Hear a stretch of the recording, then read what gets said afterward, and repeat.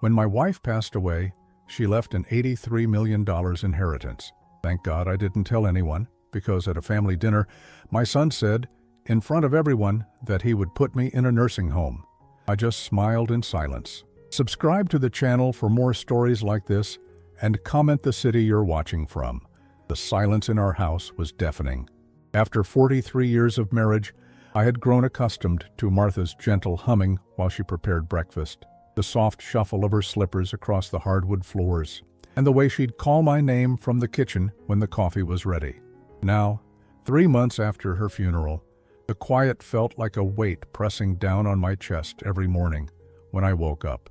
I'm Timothy, and at 65 I never imagined I'd be learning how to live alone again. Martha had been my everything, my partner, my best friend, the person who made our modest 2-story home feel like the center of the universe. Without her, the rooms felt too big, too empty, like they were echoing with memories I wasn't ready to face. That Tuesday morning started like all the others since her passing. I made coffee for one, ate toast that tasted like cardboard, and tried to fill the hours until bedtime. I'd been avoiding going through Martha's personal belongings, but Dr. Peterson, our family lawyer, had called twice, reminding me about paperwork that needed attention. The estate couldn't remain in limbo forever, he'd said gently. So I climbed the stairs to our bedroom, each step heavier than the last. Martha's side of the closet still smelled like her lavender perfume. Her jewelry box sat untouched on the dresser, and I couldn't bring myself to open it. Instead, I focused on the practical things, bank statements, insurance papers, the mundane documents that somehow felt safer to handle. I was sorting through a stack of papers from her desk drawer when I found it. A thick manila envelope tucked behind her address book, sealed and marked with her careful handwriting, for Timothy, open after my passing. My hands trembled as I tore it open, wondering what final message she'd left for me. Inside was a letter in her familiar script, along with several legal documents I didn't immediately understand, but her words hit me like a physical blow. My dearest Timothy, if you're reading this, I'm no longer with you, and my heart breaks knowing the pain you must be feeling. There's something I never told you, something I kept secret to protect our family from people who might not have our best interests at heart. My father's estate, which I thought had been lost decades ago, was recovered by lawyers 3 years ago. I inherited everything: properties, investments, assets I never imagined still existed. The total value is approximately $83 million, and it's all yours now. I had to read that sentence 3 times before the numbers made sense. $83 million. I sank into Martha's reading chair, the papers scattered across my lap, trying to process what this meant. We'd lived modestly our entire marriage. I'd worked as a high school principal, Martha as a librarian. We'd saved carefully, worried about retirement funds, clipped coupons, and all this time, she'd been protecting a fortune. The letter continued. I never told you because I wanted us to live authentically, to know that the people in our lives loved us for who we were, not what we had. I've watched too many families destroyed by money, and I couldn't bear to see that happen to us. But now that I'm gone, this is yours to do with as you see fit. Trust your instincts about people, Timothy. Money has a way of revealing true character. The legal documents confirmed everything: bank accounts in Martha's maiden name, investment portfolios, property deeds, all of it now legally mine.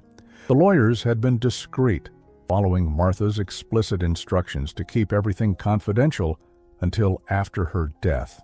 I sat there for hours, holding her letter, feeling the weight of this secret. Part of me was angry. How could she have kept something this enormous from me?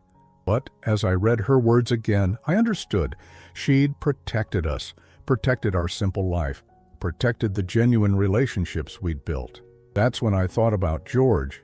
My son George had been distant since the funeral. Not openly cruel, but there was an impatience in his voice when he called, a hurried quality to his visits. He'd inherited my height, but none of Martha's warmth. At 38, he worked in real estate and had married Rebecca, a woman who smiled with her mouth but never her eyes. They lived in a sprawling suburban house 40 minutes away and visited maybe twice a month. Since Martha's death, those visits had become more sporadic. George would check on me with the efficiency of someone completing a task. "You doing okay, Dad? Need anything? House looking good." Then he'd be gone within an hour, usually with Rebecca calling from the car, urging him to hurry. I hadn't told anyone about the inheritance. Something in Martha's letter warned me to be careful, to observe, to see how people treated me when they thought I had nothing to offer but an aging man's company. And what I was seeing was making my heart ache in ways that had nothing to do with grief. Just last week, George had suggested I might want to think about downsizing. He'd said it casually, looking around our living room like he was appraising it. "This place is pretty big for just you, Dad. A lot of maintenance. Maybe something smaller would be easier to manage." Rebecca had nodded enthusiastically. "There are some lovely senior communities nearby, really nice places where you wouldn't have to worry about yard work or repairs." I'd smiled and said I wasn't ready for that yet, but I'd caught the look that passed between them. It wasn't concern for my well-being, it was calculation. Now, sitting in Martha's chair with 83 million reasons to see the world differently, I realized my wife had given me more than money. She'd given me a test, a way to see who really cared about Timothy the person, versus Timothy the potential burden or benefit. The afternoon light was fading through the bedroom windows. I carefully folded Martha's letter and placed it back in the envelope with all the financial documents. I locked everything in our old safe behind her wedding photo, a secret she'd kept for 3 years, that I would now keep for as long as necessary. As I made dinner for one again that evening, I found myself thinking about George's next visit. Would he ask how I was doing because he genuinely cared, or because he felt obligated? Would he stay for dinner and ask about my day? Or would he check his watch and mention all the things he needed to get done? I was about to find out just how much my son really loved his father, and whether Martha's final gift would bring clarity or heartbreak to what remained of my family. The silence in the house felt different now, not empty, but full of possibilities I never could have imagined. George called the following Saturday morning, just as I was finishing my coffee and reading the newspaper. His voice had that brisk, businesslike tone I'd grown to recognize over the past few months. "Hey, Dad, Rebecca and I thought we'd stop by this afternoon. Maybe around 2. We've got some things to discuss with you." Things to discuss. Not, "We'd love to see you," or "We miss you." I felt a familiar knot forming in my stomach, but I kept my voice pleasant. "Of course, son, I'll be here." "Great. Oh, and Dad, maybe you could tidy up a bit before we come? The place looked pretty messy last time." I glanced around the living room. It was perfectly clean. Martha had taught me well, and my habits hadn't changed since her passing, but I simply said, "Sure, George." After he hung up, I sat there holding the phone, feeling something cold settle in my chest. Tidy up a bit, as if I were a child who couldn't manage basic housekeeping. As if my home, our home, wasn't good enough for his brief visit.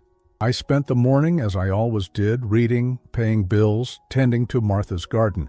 But there was a tension now, a sense of waiting for something unpleasant. I found myself noticing things I'd taken for granted, the way the afternoon light hit Martha's favorite reading corner, the comfort of familiar furniture we'd chosen together decades ago, things that suddenly felt precious, as if they might be threatened. George and Rebecca arrived at exactly 2 o'clock. I watched from the window as they sat in their black SUV for several minutes before getting out, Rebecca typing on her phone while George reviewed what looked like documents. There was something strategic about the delay, as if they were preparing for a business meeting rather than visiting family. "Hi, Dad," George said when I opened the door, giving me a perfunctory hug. Rebecca followed with her practiced smile, the one that never reached her eyes. "Timothy, you look well," she said, though her gaze was already moving past me, scanning the room behind me with an appraiser's attention to detail. We settled in the living room, and I offered them coffee or tea. They both declined. Rebecca pulled out a small notebook, and George cleared his throat in a way that reminded me of when he was 12 and had to confess to breaking something. "Dad, we wanted to talk to you about some practical matters," he began. "It's been almost 4 months since Mom died, and we think it's time to start making some decisions about your future." Your future, not our future as a family, not how we could support each other through grief. My future, as if it were a problem they needed to solve. What kind of decisions? I asked carefully. Rebecca jumped in, her voice taking on that overly sweet tone people use when they're about to say something you won't want to hear. Well, Timothy, we're concerned about you living in this big house all alone. It's a lot of responsibility for someone your age. Someone your age. I was 65, not 90. I still drove, paid my bills, maintained the house, cooked my meals. But in Rebecca's voice, I heard the assumption that I was somehow failing at basic life functions. George leaned forward, warming to the theme. The thing is, Dad, this place is really too much for one person. 4 bedrooms, 2.5 baths, that big yard. Mom was the one who really managed everything, wasn't she? I felt heat rising in my face. Martha and I had been partners in everything. She'd handled some things, I'd handled others. But we'd managed our home together for over 4 decades. To suggest I'd been some helpless dependent was not just wrong, it was insulting. I've been managing just fine, I said evenly. Have you? Rebecca's eyebrows rose, because when we were here last week I noticed the garden looking a bit overgrown, and there were dishes in the sink. 2 coffee cups. I'd had 2 coffee cups in the sink from breakfast. Martha and I used to leave dishes until evening sometimes when we were busy with other things. It was normal. But Rebecca made it sound like evidence of decline. George pulled out a folder. We've been doing some research, Dad. There are some really nice places specifically designed for people in your situation. Assisted living communities where you wouldn't have to worry about maintenance, cooking, cleaning. You could just relax and enjoy yourself. I don't need assisted living, I said, more sharply than I intended. I'm not disabled. I'm not sick. I'm just alone. The word hung in the air, heavier than I'd meant it to be. For just a moment, I thought I saw something like sympathy in George's eyes, but Rebecca was already talking again. That's exactly our point, Timothy.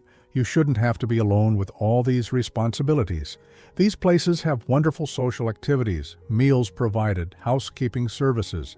Think of it as a chance to start fresh, meet new people, not be burdened with all this upkeep.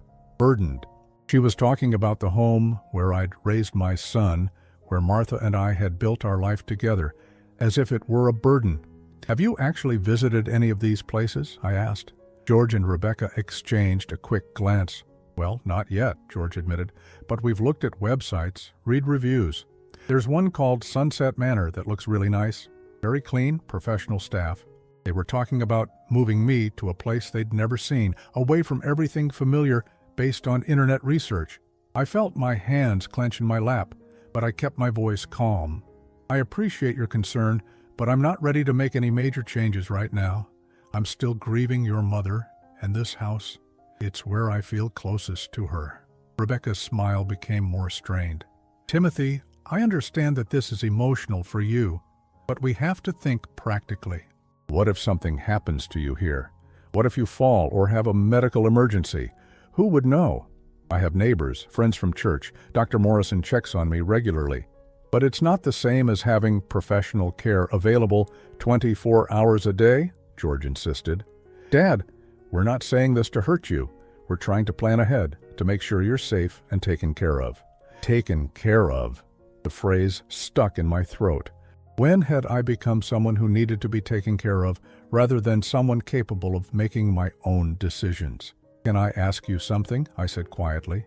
Do you enjoy visiting me here? George looked surprised by the question. What do you mean? I mean exactly that.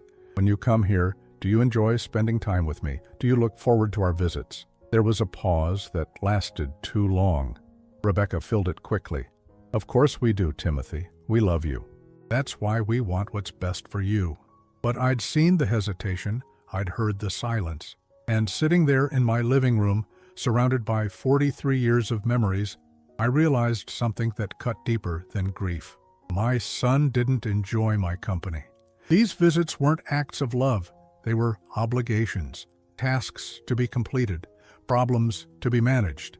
Well, I said finally, I appreciate you both taking the time to think about my situation, but I'm not ready to make any decisions right now. George's jaw tightened slightly. "Dad, you can't just ignore reality. Mom's gone. Things have to change." "Some things," I agreed, "but not everything. And not on anyone's timeline but my own." They left shortly after that, with promises to continue the conversation and suggestions that I really think about what we've discussed.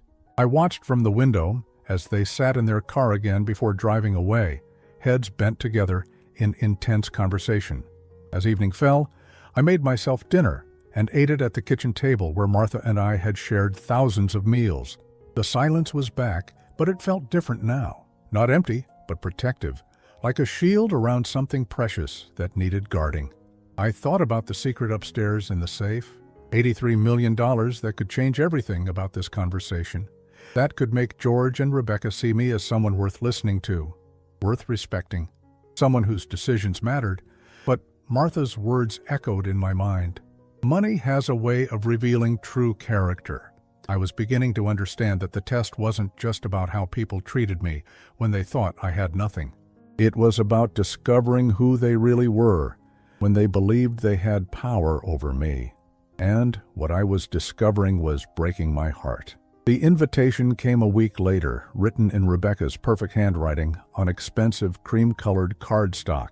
"You're invited to celebrate George's 39th birthday. Family dinner at our home, Saturday at 6 p.m. We can't wait to see you." The exclamation points felt forced, like punctuation marks trying to inject enthusiasm where none existed. But it was the first time in months they'd invited me to anything, so I found myself genuinely hopeful. Maybe our conversation had made them realize they'd been too pushy. Maybe this was their way of rebuilding our relationship. I spent Saturday afternoon getting ready with more care than I'd taken in months. I pressed my best shirt. The blue one, Martha always said, brought out my eyes. I wrapped George's gift carefully, a leather-bound journal with his initials embossed on the cover, something thoughtful rather than expensive. I even stopped at the bakery to pick up his favorite chocolate cake, the one they'd made for his birthdays when he was little. The drive to their house took me through neighborhoods that had changed dramatically since George was young. Where there used to be modest family homes, now there were sprawling developments with names like Windsor Estates and Crown Ridge. George and Rebecca's house fit right in. A massive colonial with perfectly manicured landscaping and a circular driveway that could accommodate a small party. Cars lined the street when I arrived, more than I'd expected for a family dinner.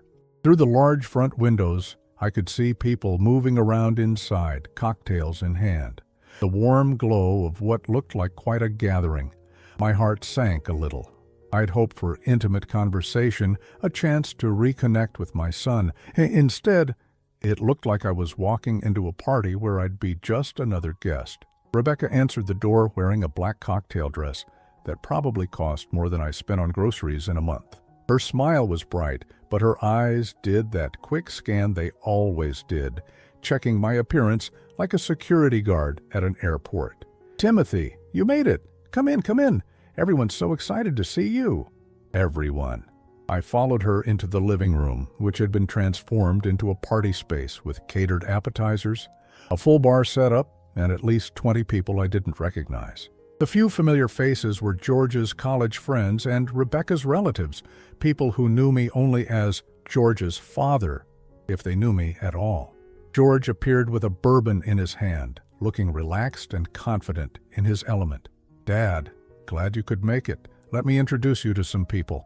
For the next hour, I found myself passed from conversation to conversation like a pleasant but forgettable accessory. "This is my father, Timothy.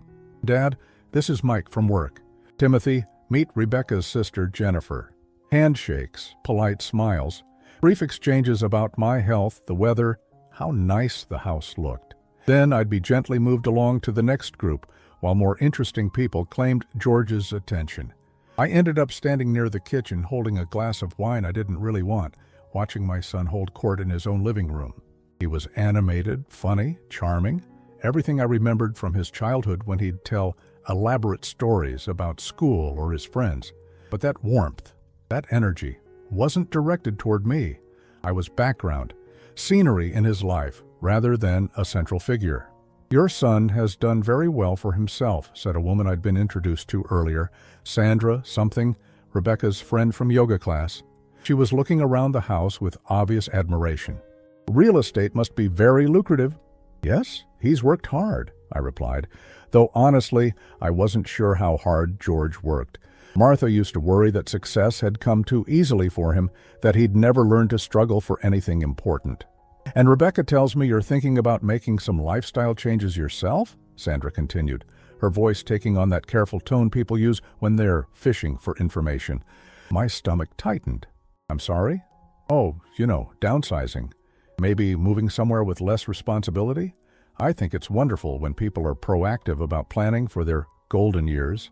Rebecca had been talking about our private conversation, sharing details about my supposed need for assisted living with her yoga friends, discussing my business at what was essentially a cocktail party. The wine suddenly tasted bitter in my mouth. "I haven't made any firm plans," I said carefully. Sandra nodded knowingly.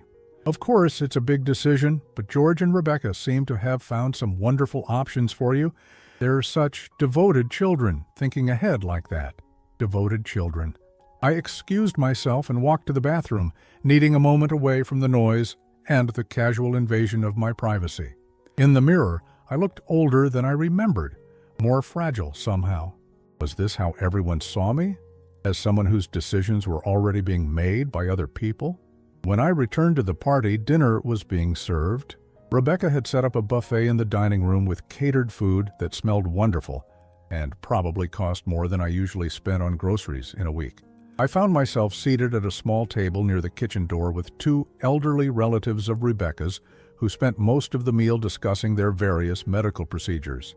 George sat at the head of the main table, surrounded by his friends and colleagues, telling stories and laughing loudly. From my position, I could see him, but might as well have been watching through a window. This was his world, his people, his celebration. I was just someone who shared his DNA. After dinner, Rebecca called for everyone's attention. "Before we do cake, George has something he wants to share with everyone." My son stood up, slightly flushed from wine and attention, and raised his glass. "Thank you all for being here tonight." 39 years old. Getting up there, right? Laughter from the crowd. "But seriously, Rebecca and I have been doing a lot of thinking lately about family, about responsibility, about taking care of the people we love." He paused, and something in his tone made me pay closer attention. There was a gravity there that hadn't been present all evening. "Some of you know that we lost my mother, Martha, a few months ago. It's been hard on all of us, but especially on my father." He gestured toward me, and suddenly every face in the room was turned in my direction. I felt heat rising in my cheeks. Dad's been struggling with living alone in the family house, and Rebecca and I have been trying to figure out the best way to help him. My mouth went dry. This wasn't a birthday toast. It was a public announcement about my private business. I wanted to stand up to stop him, but I was frozen in my chair. "We've found a wonderful assisted living facility called Sunset Manor. It's got everything: professional care, social activities, beautiful grounds. Dad's been resistant to the idea, but we think it's really the best option for everyone involved." Murmurs of approval around the room, nods of understanding. Several people looking at me with that particular expression of pity reserved for elderly people who can't make good decisions for themselves. So, tonight, I want to announce that we're going to help Dad make this transition. It's time for him to stop worrying about house maintenance and yard work and start enjoying his retirement. Sometimes you have to make the hard decisions for the people you love, even when they don't want to hear it. The room erupted in applause. People were smiling at me, nodding approvingly, raising their glasses in my direction. I heard fragments of conversation.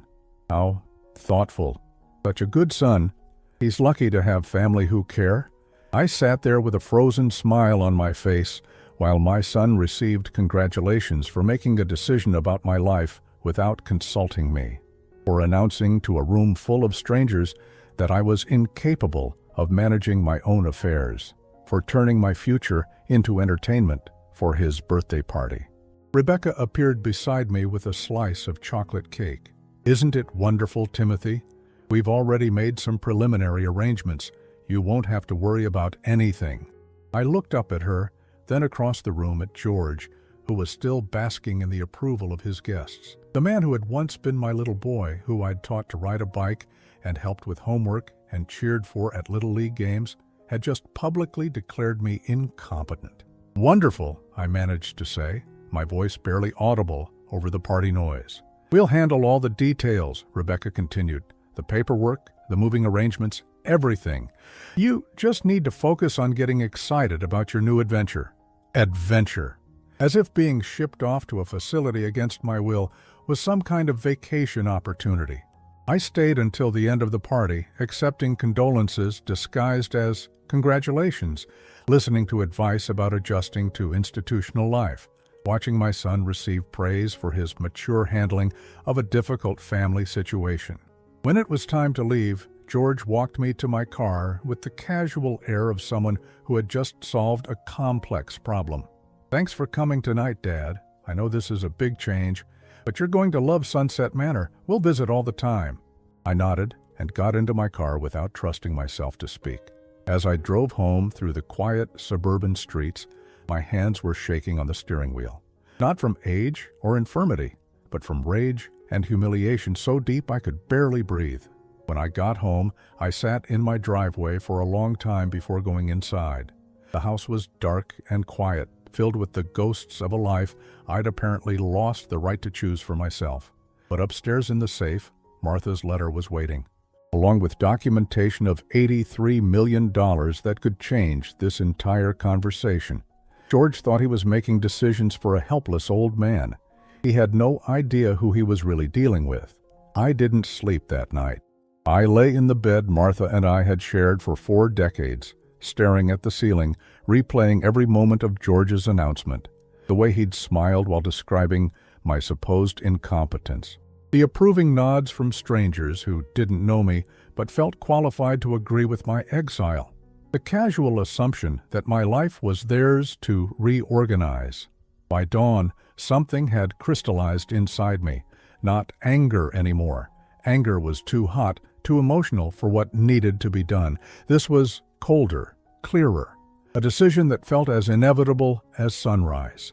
I made coffee and sat at the kitchen table with Martha's letter spread out in front of me. Her words seemed to glow in the morning light. "Trust your instincts about people, Timothy. Money has a way of revealing true character." She'd given me more than an inheritance. She'd given me a test, and George had failed it spectacularly. Not just failed. He'd shown me exactly who he was when he thought I had no power, no choices, no voice that mattered. I picked up the phone and dialed Dr. Peterson's office. His secretary said he could see me that afternoon if it was urgent. It was. Dr.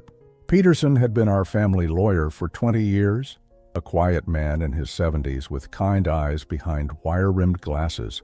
He'd handled Martha's will, knew about the inheritance, had been discreetly managing the legal transfer of assets while I processed my grief. "Timothy," he said when I walked into his office that Monday afternoon, "how are you holding up?"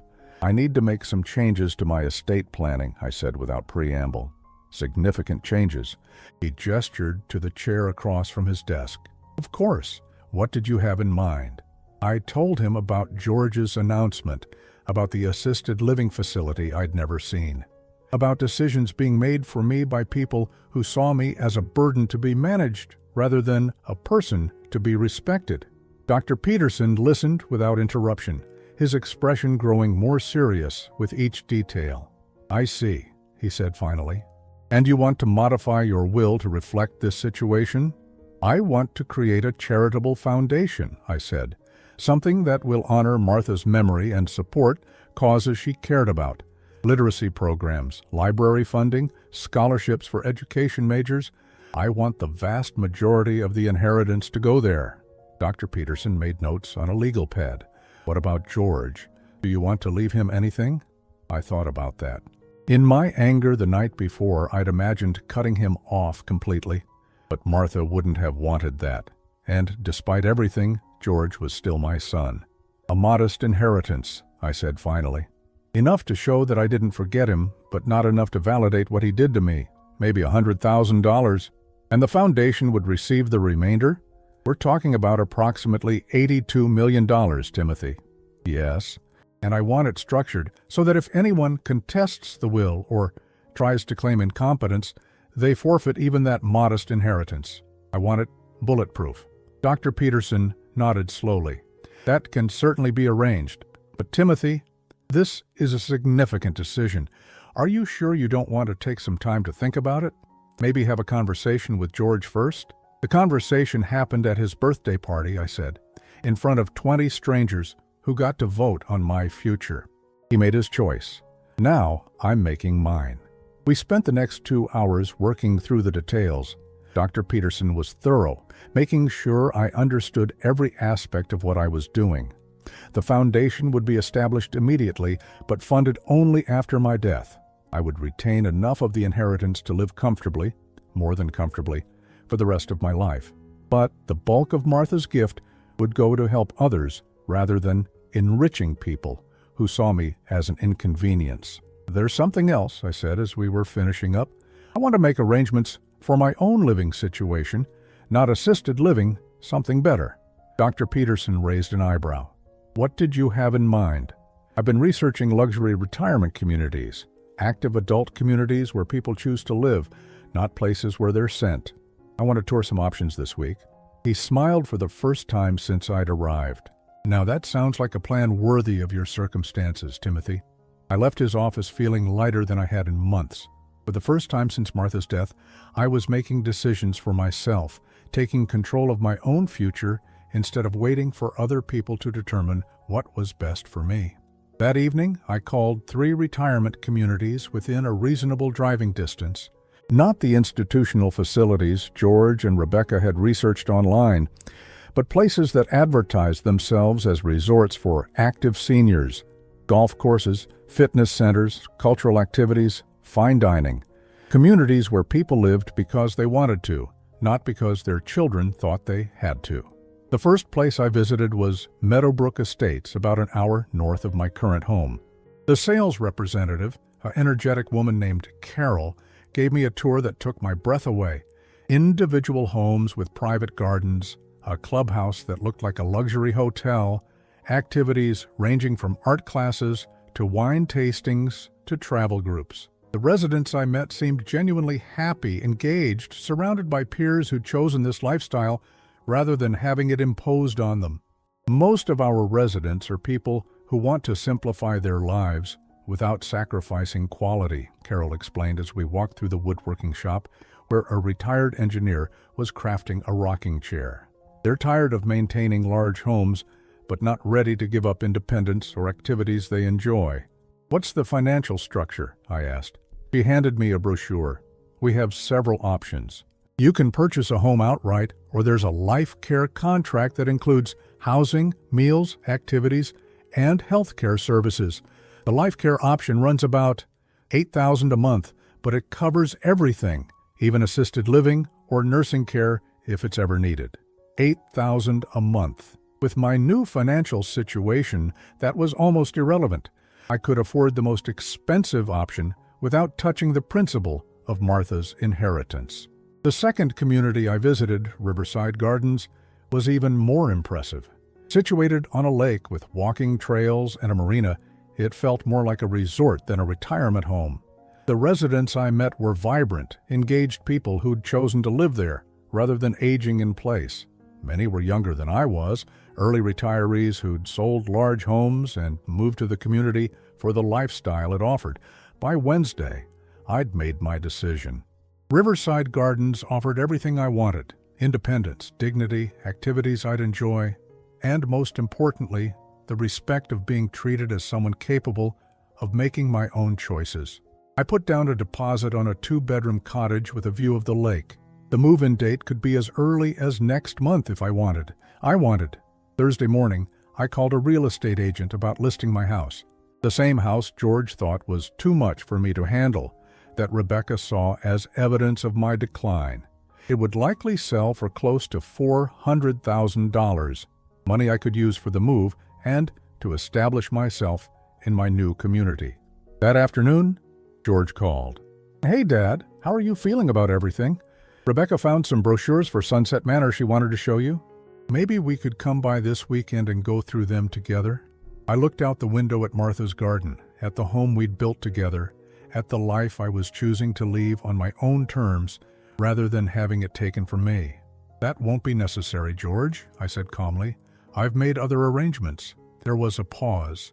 What do you mean, other arrangements? I mean, I've decided where I want to live, and it's not Sunset Manor. Dad, you can't just make decisions like this without discussing them with us. We've already talked to the people at Sunset Manor. They're expecting you. Us. As if my living situation was a group project rather than my personal choice.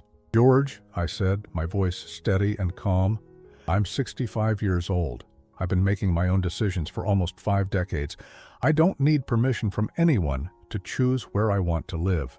But Dad, you don't understand all the financial implications, the logistics involved.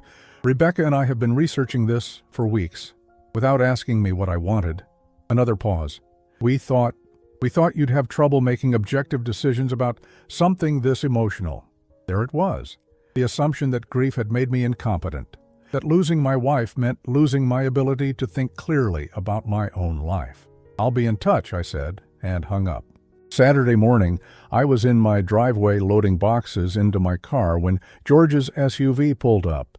He and Rebecca got out looking confused and alarmed. Dad, what's going on? Are you giving things away? I straightened up, looking at my son and daughter-in-law with the clarity that comes from finally understanding a situation completely. I'm packing, I said simply. I'm moving to a community called Riverside Gardens next month. Rebecca's face went pale. Timothy, you can't just move somewhere without proper research, without visiting, without understanding what you're getting into. I've visited, I've researched, I've made my choice. George stepped closer, his voice taking on that patronizing tone I'd grown to hate. Dad, this is exactly what we were worried about. You're making major life decisions without thinking them through. I looked at him for a long moment. My son, who'd announced my future to a room full of strangers, who'd never asked what I wanted, only told me what he'd decided I needed. George, I said quietly, there's something I think you should know, but not yet. Not until I was safely established in my new life, surrounded by my own choices rather than his assumptions. The revelation would come when I was ready, when I had the power, rather than being at the mercy of other people's decisions about my competence. I'll call you when I'm settled, I said, and went back to loading my car. As they drove away, I could see them through the rear window, heads bent together in intense conversation, planning their next move, no doubt, trying to figure out how to regain control of a situation that had never been theirs to control in the first place. But it was too late for that. The test was over, and they had shown me exactly who they were. Now it was time for me to show them who I really was. 2 weeks after I'd moved into my cottage at Riverside Gardens, George showed up unannounced.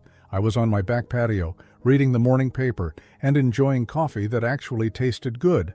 One of the unexpected pleasures of my new life was discovering that the community's cafe served better coffee than I'd ever made at home. Through the sliding glass door, I could see him standing on my front step, looking around with an expression I couldn't quite read. Confusion, maybe, or calculation. My cottage was modest by Riverside Gardens standards, but it was clearly expensive. The manicured landscaping, the lake view, the obvious quality of the construction, none of it matched his narrative about his incompetent father making poor decisions. I took my time getting to the door, let him wait, let him wonder. Dad, he said when I finally opened it, trying to look casual but failing. Nice place. Can I come in? I stepped aside without saying anything. George walked into my living room and I watched his eyes take inventory. The furniture I'd brought from home looked better here somehow, more intentional. The lake view through the large windows was undeniably beautiful. Everything was clean, organized, peaceful. Coffee? I offered. Sure. I poured him a cup from the pot I'd made earlier, watching as he continued to scan the room. When I handed him the mug, he finally met my eyes. This is pretty nice, Dad. How much is this place costing you? There it was, the real reason for his visit. Not concern for my well-being, not interest in whether I was happy or settling in, well, money. He wanted to know how much of his potential inheritance I was spending on my own comfort. I can afford it, I said simply. But Dad, the monthly fees for these places can be enormous.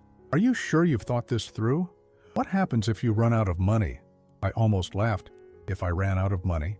George had no idea that I could afford to live at Riverside Gardens for several lifetimes without touching the principle of Martha's inheritance. I'm financially secure, George. You don't need to worry about that. He frowned, clearly unsatisfied with my answer. But the house sale won't cover this kind of expense for very long. These luxury places, they prey on seniors who don't understand the long-term costs. Prey on seniors. His condescension was breathtaking. Even here, in my own home that I'd chosen and paid for myself, he couldn't accept that I might be capable of making sound financial decisions. George, I said, sitting down across from him, why are you really here? He had the grace to look slightly embarrassed. Rebecca and I are concerned. You moved out of the family home without discussing it with us. You're spending money on this place that you might need for health care later, and you're not returning our calls. I returned your call last week. You left a voicemail saying you were fine. That's not the same as having a conversation. I studied my son's face. Even now, sitting in my beautiful new home, seeing evidence that I was thriving rather than declining, he couldn't let go of the narrative that I needed to be managed, that my choices were symptoms of confusion rather than expressions of autonomy. What kind of conversation would satisfy you? I asked. One where we talk about practical matters, like what happens when this place gets too expensive, like whether you've made arrangements for health care, like your will and estate planning. There it was, the real concern, not my happiness or well-being, but the money. What was left of it? Who would inherit it? How my choices might affect his financial future? I set down my coffee cup and looked directly at him. George, do you love me? The question seemed to catch him off guard. What? Of course I love you, Dad. You're my father. Do you enjoy spending time with me? What kind of question is that? A simple one. When you think about visiting me, you look forward to it. You like my company. He shifted uncomfortably in his chair. Dad, this is a weird conversation. Is it? Because I've been thinking a lot lately about what family means, about what love looks like, and I'm not sure we agree on the definition. George's jaw tightened. If this is about the birthday party, I was trying to help you. Sometimes people need to hear difficult truths from people who care about them. You announced to a room full of strangers that I was incompetent to manage my own life. You made that decision without asking what I wanted. How exactly was that helpful? Because you weren't being realistic. Dad, you were rattling around in that big house, barely taking care of yourself, refusing to acknowledge that things needed to change, barely taking care of myself. I felt that familiar cold anger settling in my chest. What gave you that impression? The dishes in the sink, the overgrown garden, the fact that you weren't answering your phone half the time. I had 2 coffee cups in the sink one morning. The garden needed weeding, something I was perfectly capable of doing myself. And I didn't answer the phone because I was grieving my wife and didn't always feel like talking. None of that makes me incompetent. George ran his hands through his hair in frustration. Look, maybe we handled it wrong, but our hearts were in the right place. We want what's best for you. Do you? Or do you want what's easiest for you? The question hung in the air between us. George's face flushed, and I could see him struggling with how to respond. Part of me hoped he would surprise me, that he would acknowledge his mistakes, apologize for the assumptions he'd made, show some genuine remorse for the way he'd treated me. Instead, he got angry. That's not fair, Dad. We've been trying to help you through a difficult time, and you're acting like we're the enemy. Maybe the problem isn't us. Maybe the problem is that you can't accept that you need help. There it was, the final confirmation of everything I'd suspected. Even confronted with evidence that I was managing just fine, George couldn't abandon his narrative. I wasn't a person making autonomous choices. I was a problem to be solved. I stood up slowly, walked to the window, and looked out at the lake. A group of residents was gathered on the dock, preparing for their morning sailing excursion. People my age and older, living active, engaged lives because they'd chosen to, because they'd been treated as adults capable of making decisions about their own futures. George, I said without turning around, there's something I need to tell you. What? I walked to my desk, pulled out a folder I'd prepared for this moment, and set it on the coffee table between us. Your mother left me something when she died. Something significant. George glanced at the folder but didn't reach for it. What kind of something? An inheritance from her family's estate. Money that she kept secret during our marriage to protect us from people who might not have our best interests at heart. Now I had his attention. George straightened in his chair, his eyes fixed on the folder. How much money? I opened the folder and slid a bank statement across the table. George picked it up, and I watched his face change as he processed the numbers. His eyes widened, then his mouth opened slightly. Then he looked up at me with an expression I'd never seen before. $83 million? Approximately, yes. George stared at the paper, then at me, then back at the paper. Dad, this? How long have you known about this? Since shortly after your mother's funeral. She left me a letter explaining everything. And you didn't tell us? I sat back down, meeting his gaze steadily. No, I didn't tell you. Why not? This was the moment I've been both dreading and anticipating for months. The moment when I would have to tell my son exactly what I thought of his character. Because I wanted to see how you would treat me when you thought I had nothing to offer but an old man's company. I wanted to know if you loved me for who I am, or just tolerated me out of obligation. George's face went white. Dad, that's not... We do love you. Do you? Because when you thought I was just a widowed retiree with a modest pension, you couldn't wait to ship me off to the cheapest facility you could find. You announced my incompetence to a room full of strangers. You never once asked what I wanted or how I felt about your plans. We were trying to help, he said weakly. You were trying to get rid of a problem. The difference is significant.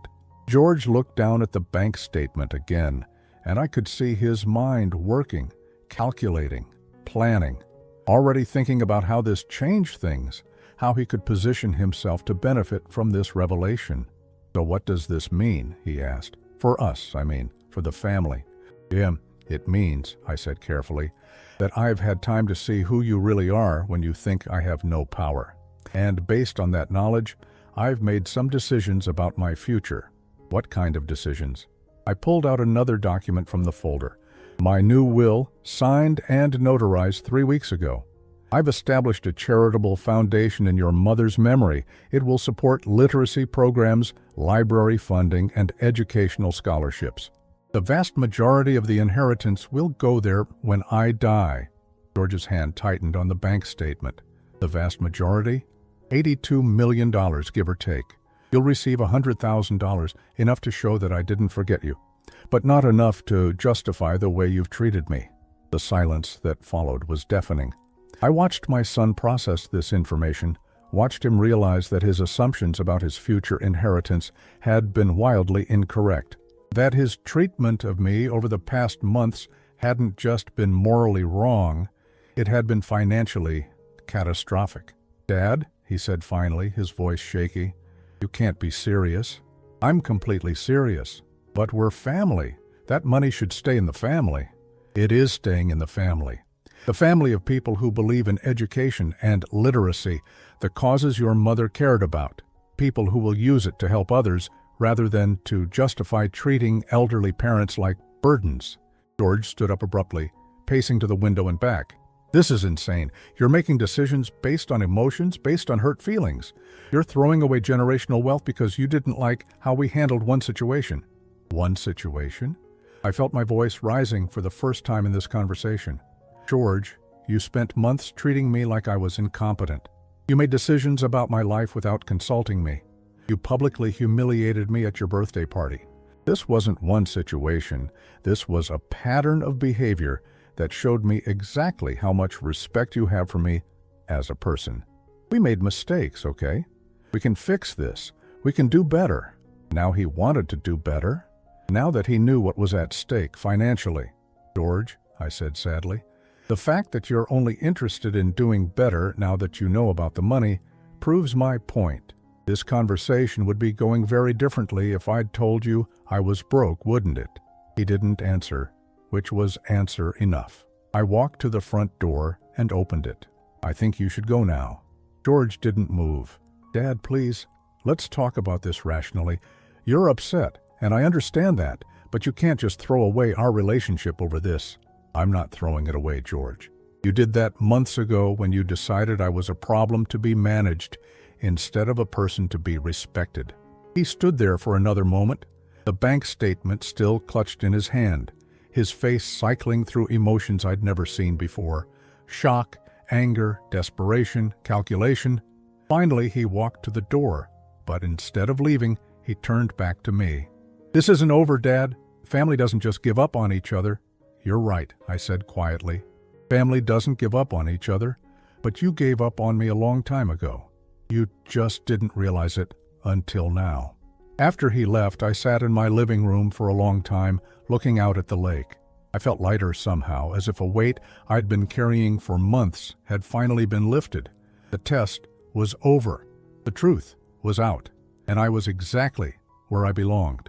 6 months later, I was standing in the Riverside Gardens Community Center watching a group of residents rehearse for our spring talent show. Margaret was playing piano, while Harold sang an old Frank Sinatra song with surprising skill. In the corner, Betty was putting finishing touches on a watercolor painting that would be displayed in our upcoming art exhibition. These people had become my chosen family, people who valued each other's company, who supported each other's interests, who treated each other with the dignity that comes from mutual respect. The phone calls from George had stopped after the first month. Initially, he'd called every few days, his tone cycling between apologetic and demanding. Sometimes he wanted to work things out. Other times he insisted I was being unreasonable and punishing the family for his mistakes. Rebecca had called twice, her voice sugar-sweet as she explained how sorry they both were, how they'd learned from this experience, how family should forgive and move forward. I'd listened politely to all of it, but my decision remained unchanged. Martha's letter had been clear. Trust your instincts about people. My instincts had been proven correct in the most painful way possible. The charitable foundation was thriving. Dr.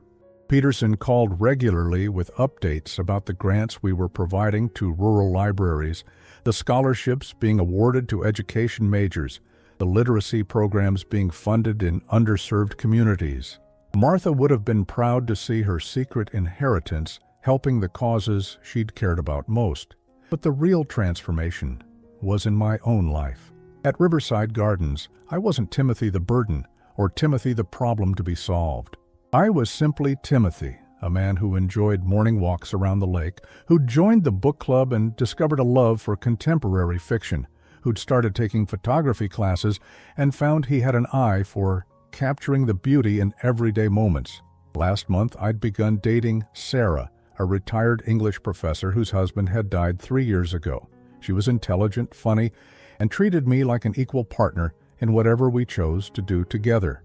We took day trips to art museums, cooked dinner together in my cottage kitchen, and spent long evenings talking about books and travel and the strange freedom that comes with starting over later in life. "You seem lighter lately," she'd said the night before, as we sat on my patio watching the sunset over the lake. "More at peace with yourself?" She was right. The anger I'd carried for months had gradually transformed into something else. Not forgiveness exactly, George hadn't earned that, but a kind of acceptance. He'd shown me who he was, and I'd responded accordingly. There was no more waiting for him to change, no more hoping he would suddenly develop the capacity for genuine love and respect. I'd stopped carrying the weight of other people's expectations and started living for my own happiness. That afternoon, as I was returning from a photography walk around the grounds, I found a familiar car in my driveway. George's black SUV with him and Rebecca sitting inside like they'd been working up the courage to knock on my door. I felt a familiar tightness in my chest, but it was different now. Not the anxious dread I used to feel when they visited, but something more like mild annoyance. They no longer had the power to disrupt my peace. They got out of the car as I approached, both of them looking older somehow.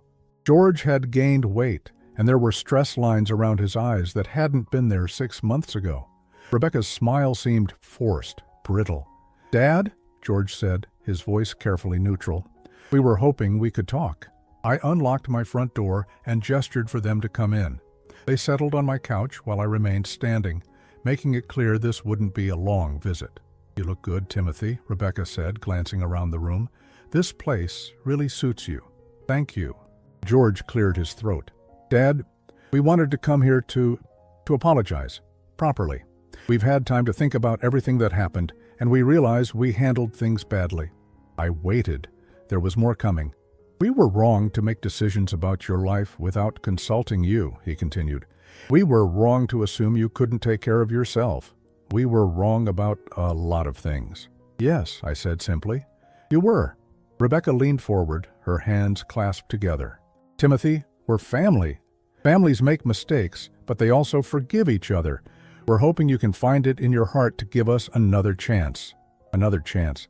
I looked at these two people who'd spent months treating me like an incompetent burden, who'd only discovered their capacity for apology after learning about my financial situation, who were now asking for forgiveness while still not understanding what they'd actually done wrong.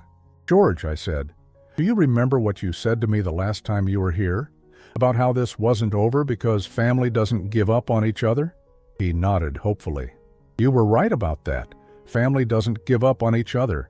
But here's what I've learned. Family isn't just about blood relations.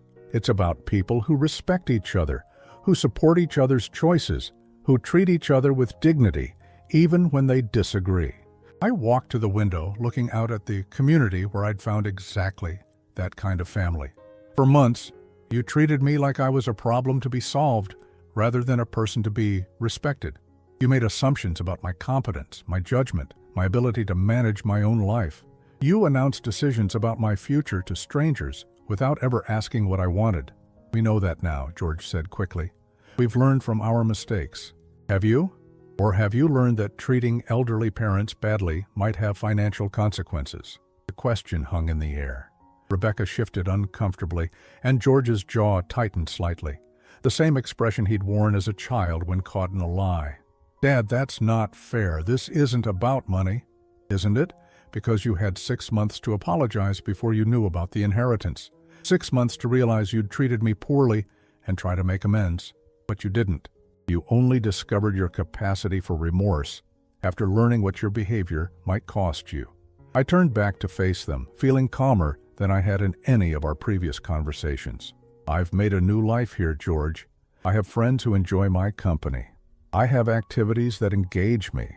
I have respect from people who see me as a capable adult making his own choices. I'm not angry with you anymore because I don't need your approval or validation. I have those things from people who actually care about me." "We do care about you," Rebecca said, her voice cracking slightly. "We love you. Perhaps you do, in your way. But love without respect isn't enough, and respect can't be retroactively applied when someone learns you have something they want." George stood up abruptly. "So that's it? You're just cutting us out of your life permanently?" "I'm not cutting you out, George.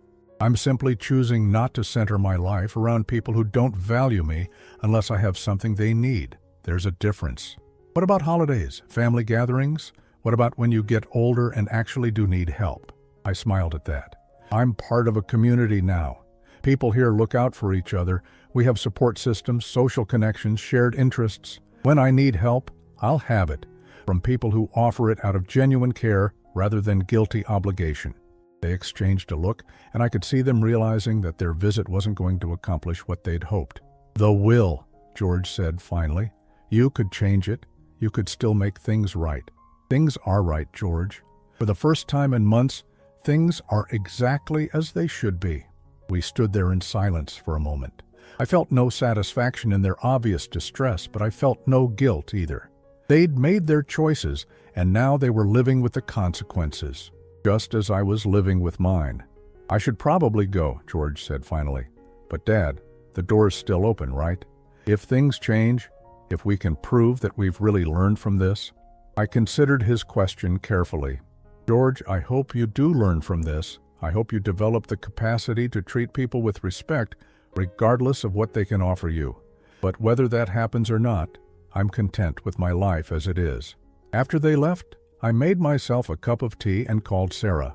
She listened as I told her about the visit, offering no advice but simply being present as I processed the emotions. "How do you feel?" she asked when I finished. "Free. I said, surprised by the truth of it. For the first time in my adult life, I feel completely free. That evening, I walked down to the lake and sat on the dock as the sun set behind the trees. Tomorrow, I would meet the book club to discuss our latest selection. This weekend, Sarah and I plan to drive to a nearby town for their antique fair. Next month, I was signed up for a photography workshop in the mountains. I thought about Martha, about the secret she'd kept to protect us from people who might not have our best interests at heart. She'd given me more than money. She'd given me the tools to discover who truly belonged in my life and who didn't. The foundation bearing her name would continue her legacy of supporting education and literacy. But perhaps more importantly, her final gift had taught me that it's never too late to choose dignity over obligation, respect over mere family ties, authentic love over conditional acceptance. At 75 years old, I was finally living the life I wanted rather than the life other people thought I should have. Some people might call that selfish. I called it liberation.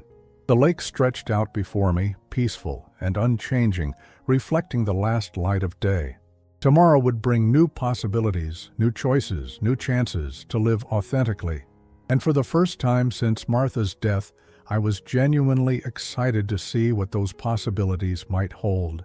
I had learned the difference between being alone and being lonely, between being forgotten and choosing solitude, between being abandoned and walking away with dignity. Martha had been right about money revealing character. But she'd also shown me something else, that true wealth isn't measured in dollars, but in the respect and genuine affection of people who choose to be in your life rather than feeling obligated to tolerate your presence. As the stars began to appear over the lake, I smiled and headed back to my cottage. I had phone calls to make, plans to finalize, a life to continue building on my own terms, and that felt like the greatest inheritance of all.